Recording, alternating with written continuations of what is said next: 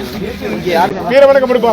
வணக்கம் வீர வணக்கம் வீர வணக்கம் வீர வணக்கம் வீர வணக்கம் வீர வணக்கம் வீர வணக்கம் வீர வணக்கம் எங்கள் சகோதரர் எங்கள் சகோதரர் மதிப்புக்குரிய பேராயர் மதிப்புக்குரிய பேராயர் ஐயா ஜேக்கப் லிவிங்ஸ்டன் எங்கள் ஐயா ஜேக்கப் லிவிங்ஸ்டன் அவர்களுக்கு வீர வணக்கம் அவர்களுக்கு வீர வணக்கம் வீர வணக்கம் செய்கின்றோம் வீர வணக்கம் செய்கின்றோம் விடுதலை சிறுத்தைகள் செய்கின்றோம் விடுதலை சிறுத்தைகள் செய்கின்றோம்.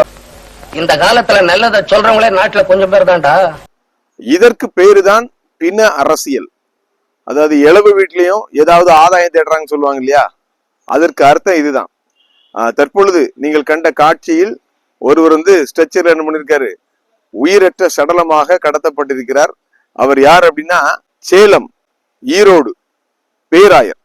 அவர் பாத்தீங்கன்னா ஒரு விபத்துல, அதாவது அன்நேச்சுரல் டெத், அதாவது வாக்கிங் சென்ற பொழுது பாத்தீங்கன்னா மேம்பாலத்திலிருந்து கீழே விழுந்து உயிரை விடுறாரு. அதுலயும் பாத்தீங்கன்னா சில சர்ச்சைகள் இருந்து கொண்டுதான் இருக்கிறது. அதாவது சினாடு என்று அழைக்கப்படுகின்ற தென்னிந்திய திருச்சபை அவரை பாத்தீங்கன்னா சில மாதங்களுக்கு முன்பாக பேராயராக அருட்பொழிவு செய்கிறது. அதுல பாத்தீங்கன்னா பல கோடிகள் விலை நிர்ணயம் செய்யப்பட்டது.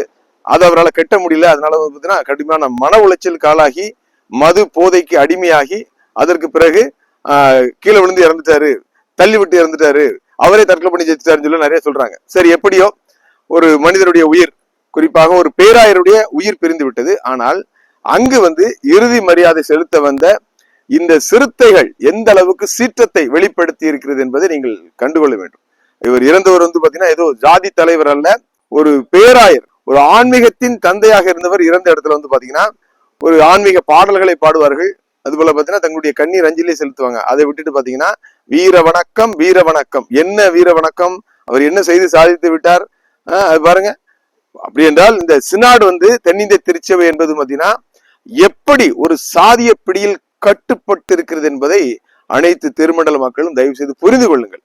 அங்க இருக்கின்ற ஜெனரல் செக்ரட்டரி திரு பெர்னாண்டஸ் ரத்னராஜா அவர்கள் தன்னுடைய அடிப்படைகளை வைத்துக் கொண்டு எல்லா பேராயத்திலும் தனது ஆக்டோபஸ் கரங்களை தொடர்ந்து நீட்டிக் கொண்டிருக்கிறார் என்பதற்கு இதைவிட சிறந்த சான்று எதுவும் இல்லை. சொல்றவன் சொந்த வாழ்க்கையை பத்தி எல்லாம் கிளறி பார்க்காதே. அவன் சொல்றதுல அறிவுக்கு பொருத்தமா இருந்தா நடங்க.